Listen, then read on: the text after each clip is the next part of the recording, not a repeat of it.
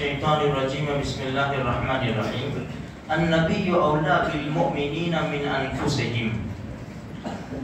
دیکھو میرے بھائیو، ہمارے معاشرے کے اندر ایک چیز قرض بہت بڑھ گیا ہے۔ جس کی بھی داستان سنو، میں اتنے قرضے میں ہوں، بیپاری کو اتنا دینا ہے، میں نے فلاں سے لیے تھے ابھی تک میں دے نہیں سکا۔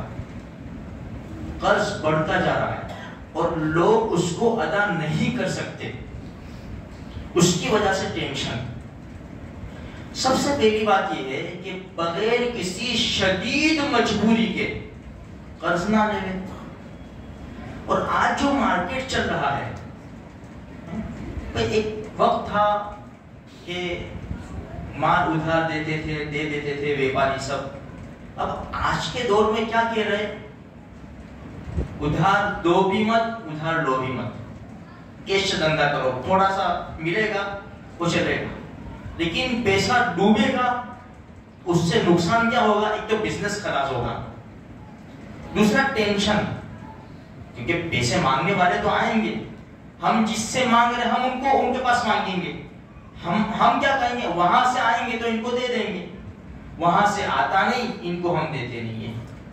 تو سب سے پہلی بات تو یہ ہے کہ بغیر کسی شدید مجبوری کے قرض نہ لیں۔ دیکھو شادیوں کا معاملہ چل رہا ہے آج، بھائی یہ کرنا ہی ہے، بس پیسے نہیں ہیں اپنے پاس، کیا کریں؟ قرض لے لیں گے، لون لے لیں گے۔ بھائی ہم قرض لیں گے، لون لیں گے، منتھلی اتنے پے کرنے ہیں، ادا کرنے ہیں، ہماری انکم دیکھو، خرچ دیکھو، لائٹ بل، بچوں کی فیس، یہ ساری چیزیں سامنے رکھو۔ شریعت نے ہم کو بہت اچھے طریقے سے سمجھایا ہے۔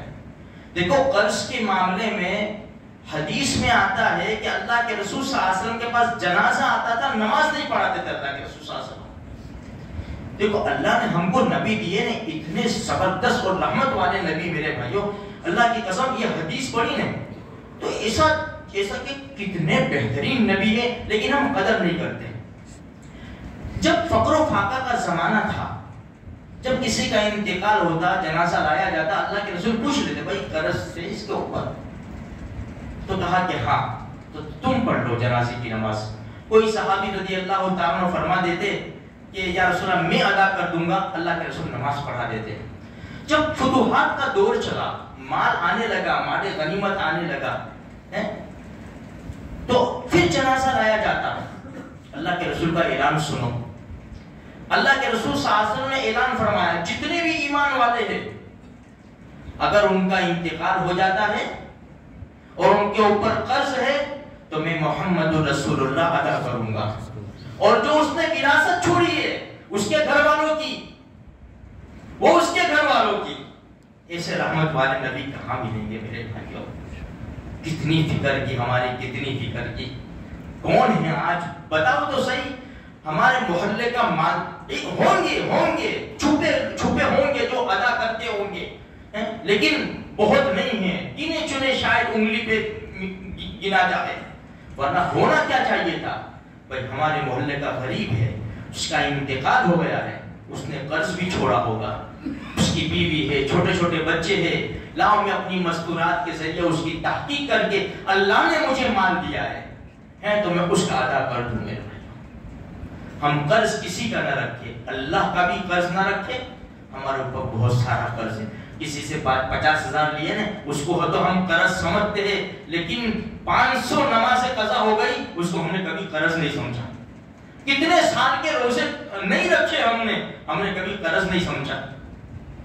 اس لیے میرے بھائیوں فکر کرنے کی ہے، ہماری قبر میں کوئی نہیں آئے گا، تنے تنہا جانا ہے، پوری زندگی کا حساب دینا ہے۔ کل بھی میں نے کہا تھا ایسی موت مرنا ہے کہ داغ نہ ہو، دھبا نہ ہو، کوئی انگلی نہ اٹھائے کہ میرے 50 نہیں دیے نہ مر گیا، اب کیا کروں گا میں؟ اس کی زبان سے دعائیں تھوڑی نکلے گی۔ آج کے دور میں 50,000 کون معاف کرے گا؟ 200-500 تو چلو ٹھیک ہے معاف ہے۔ اس لیے اللہ سے یعنی حدیث میں اللہم انی اعوذ بک من المأثم والمغرم، اللہ کے رسول نے پناہ مانگی ہے گناہوں سے اور قرض سے۔ قرض بہت بری چیز ہے، اللہ تبارک و تعالیٰ میری بھی، آپ کی بھی، سارے مسلمانوں کی حفاظت فرماوے۔ جو مقروض ہے صحیح طور پر اللہ غیبی نظام چلا کر ان کے قرضوں کی ادائیگی کے اللہ پاک فیصلے فرما دے.